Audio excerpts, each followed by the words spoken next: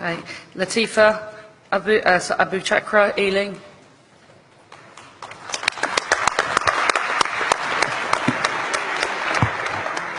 President, Conference, my name is Latifa Abu Chakra. I'm a first-time delegate and a first-time speaker. Thank you. I'm representing the Ealing Division in London, and I begin my address in the name of the Most High. Assalamu alaikum. Alaikum salam. When certain politicians and the media use the term muscular liberalism, that's just another word for racism and Islamophobia. This stance on Islam has led them into primary schools to ascertain why young girls wear the hijab, as it could be interpreted as a sexualization of these young girls. I say shame on Ofsted for victimizing young girls, for choosing to wear religious articles of clothing. There is no such measure made for other religions or other articles of religious wear. This stance has other ramifications. It signals to the British public and emboldens groups such as EDL, BNP and other fascist and racist groups that women are oppressed by Islam, are made insubordinate to the men that supposedly force them to wear it, and that it is the job of the British state to liberate us. We reject this imperialistic saviour thinking.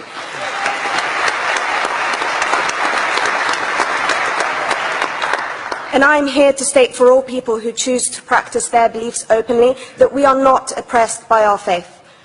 Islam is not one homogeneous block. There are Muslim women who do not wear the hijab, and that is their interpretation of their faith.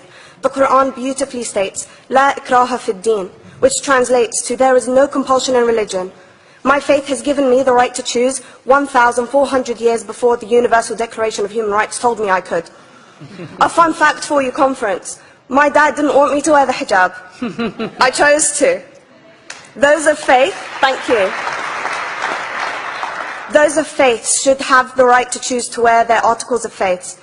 Sikhs wearing the turban, Jews wearing the kippah, or Christians wearing the crucifix.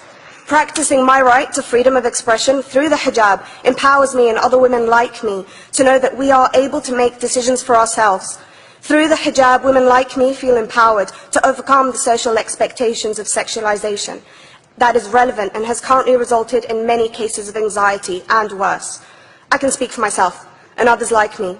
At school, I was able to focus more on the thoughts that were running through my mind than how good I looked to the world. The NUT has supported a woman's right to choose when it comes to pregnancy. I want conference to support my right to wear the hijab.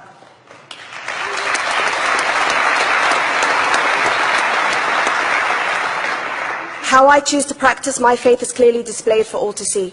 This makes me the target of hate crime. The level of racist attacks on Muslim women is disproportionate to any other oppressed group in British society because we are an easy target.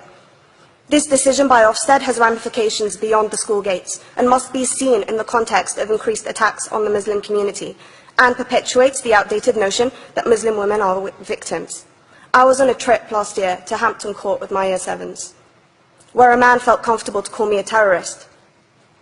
As a Muslim woman, I'm not a victim, so I challenged him. He denied it. I'm sure you've heard of the Punish a Muslim Day. It's been spoken about a few times already this morning. And as a Muslim, I'm actually quite optimistic. They're trying to limit it to one day. That's 364 less than normal.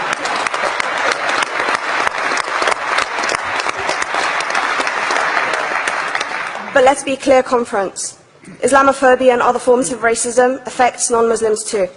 If we don't challenge this stance as a collective, we may turn into a society like France, where women are forced by the law to choose between their faith and their education, their faith and their right to work in the public sector, their faith and their right to enjoy a day out by the seaside with their families.